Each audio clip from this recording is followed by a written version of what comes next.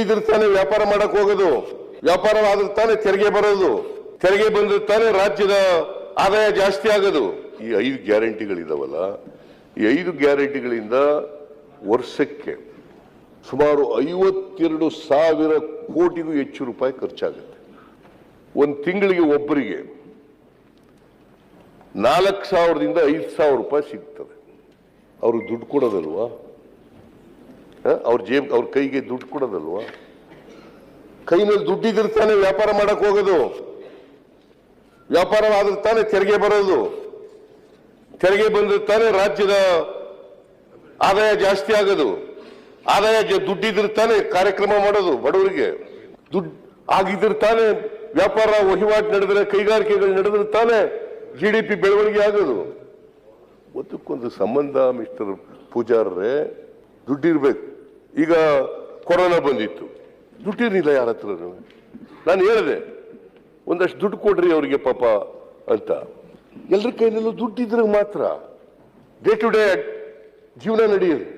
ನಿಮ್ ಪ್ರಧಾನಮಂತ್ರಿಗಳೇ ಹೇಳಿದ್ದಾರೆ, ಈ 5 ಗ್ಯಾರಂಟಿಗಳನ್ನ ಜಾರಿ ಮಾಡಿದ್ರೆ ಯಾವುದೇ ರಾಜ್ಯ ಉಳಿಯಲ್ಲ, ದಿವಾಳಿ ಆಗ್ತದೆ ಅಂತ ಹೇಳಿದ್ದಾರೆ. ಯಾವುದೇ ರಾಜ್ಯ ಉಳಿಯಲ್ಲ, ದಿವಾಳಿ ಆಗ್ತದೆ ಅಂತ ನಾನು ಹೇಳಿದ್ದೀನಿ.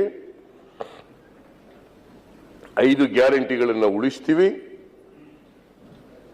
ನಾವು ಯಾವುದೇ ಕಾರಣಕ್ಕೆ ರಾಜ್ಯ ಆರ್ಥಿಕವಾಗಿ ದಿವಾಳಿ ಆಗಲಿಕ್ಕೆ ಬಿಡಲ್ಲ.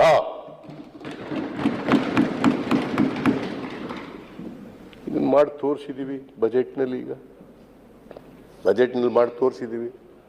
ನನಗೆ ನಿಮ್ಮ ಪಾರ್ಟಿಯವರೇ ಈಗ ರಾಜ್ಯಸಭಾ ಮೆಂಬರ್ ಮಾಡಿದ್ದೀರಿ ಪಾಪ. ಯಾರು? ಹೆಗ್ಡೆಯವರು, ಧರ್ಮಸ್ಥಳದ ಹೆಗ್ಡೆಯವರು ನನಗೊಂದು ಪತ್ರ ಬರೆದಿದ್ದಾರೆ.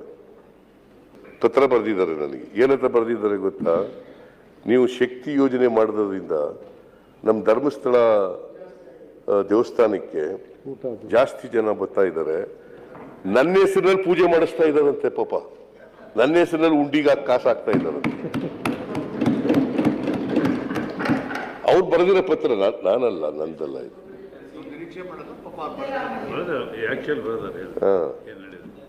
ಆದ್ರೆ ಅದು ಅವರು ನೀವೇ ರಾಜ್ಯಸಭಾ ಮೆಂಬರ್ ಮಾಡಿದ್ದೀರಿ, ಅವ್ರು ನಿಷ್ಪಕ್ಷಪಾತವಾಗಿ ಬರೆದಿದ್ದಾರೆ ಪಾಪ, ಅಷ್ಟೇ.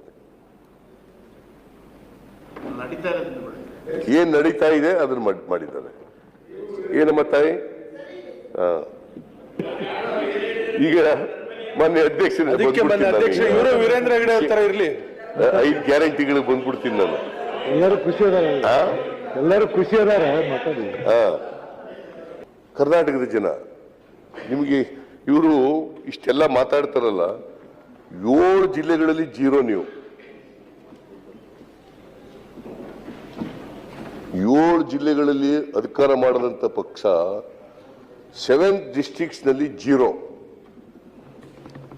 ನಾವು 1 ಜಿಲ್ಲೆಯಲ್ಲಿ 0 ಇದೀವಿ, ಅದನ್ನು ಅಡ್ಮಿಟ್ ಮಾಡ್ಕೊತೀನಿ ನಾನು. ಉಡುಪಿನಲ್ಲಿ ವಿ ಆರ್ 0. ನೀವು 7 ಜಿಲ್ಲೆಗಳಲ್ಲಿ 0, ಒಬ್ರು ಗೆಲ್ಲಕ್ಕಾಗಿಲ್ಲ. What does it mean? What message would go to the people?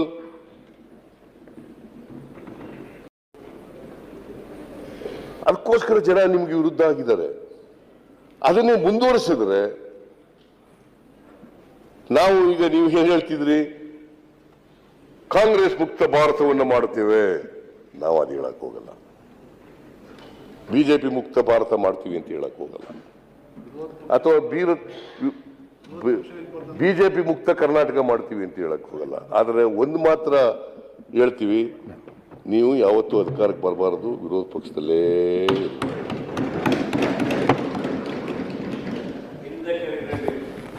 ಇರ್ಲಿ, ವಿರೋಧ ಪಕ್ಷದಲ್ಲೇ ಇರ್ಬೇಕು. ನೀವು ಅಧಿಕಾರಕ್ಕೆ ಬರಬಾರದು, ರಾಜ್ಯ ಉಳಿಯಲ್ಲ, ರಾಜ್ಯದ ಅಭಿವೃದ್ಧಿ ಆಗಲ್ಲ.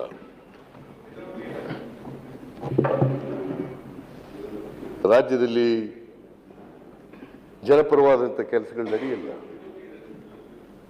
ದಲಿತರಿಗೆ, ಹಿಂದುಳಿದವರಿಗೆ, ಅಲ್ಪಸಂಖ್ಯಾತರಿಗೆ, ಬಡವರಿಗೆ, ರೈತರಿಗೆ ನ್ಯಾಯ ಸಿಕ್ಕಲ್ಲ.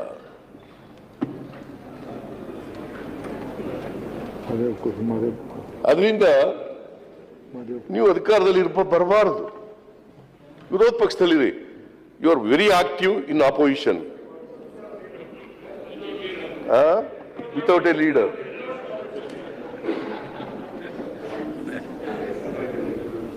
ಅಧಿಕಾರಕ್ಕೆ ಬರಬಾರದು. ನೀವು ಆಪೋಸಿಷನ್ ಇರಲಿಕ್ಕೆ ಅದು ಏನು ಅಧಿಕಾರಕ್ಕೆ ಯಾಕೆ ಬಂದ್ರಿ ಗೊತ್ತಾ? ನೀವು 1977 ನಿಮ್ನೆಲ್ಲ ಸೇರ್ಕೊಂಡು ಜನತಾ ಪಾರ್ಟಿ JP ಅವರು ಜನತಾ ಪಾರ್ಟಿ ಮಾಡ್ಬಿಟ್ಟು ನಿಮ್ನೆಲ್ಲ ಸೇರಿ.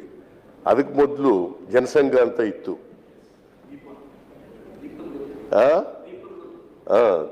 ದೀಪದ ಪಾರ್ಟಿ, ನಾವೆಲ್ಲ ದೀಪದ ಪಾರ್ಟಿ ಅಂತಿದ್ವು. ಆಗ ಜನಸಂಘ ಅಂತಿರಲಿಲ್ಲ, ಸಣ್ಣ ಹುಡುಗರಾಗಿದ್ದಾಗ. 1950-51 ಇಸ್ವಿನಲ್ಲಿ ಪ್ರಾರಂಭ ಆಯಿತು. RSS ನ ಪೊಲಿಟಿಕಲ್ ವಿಂಗ್ ಅದು, ಮುಖವಾಡ. RSS 1925 ಇಸ್ವಿನಲ್ಲಿ ಪ್ರಾರಂಭ ಆಯಿತು. ಇದು ಜನಸಂಘ ಆದದ್ದು 1950-51 ಇಸ್ವಿ, 50-51 ಇಸ್ವಿ.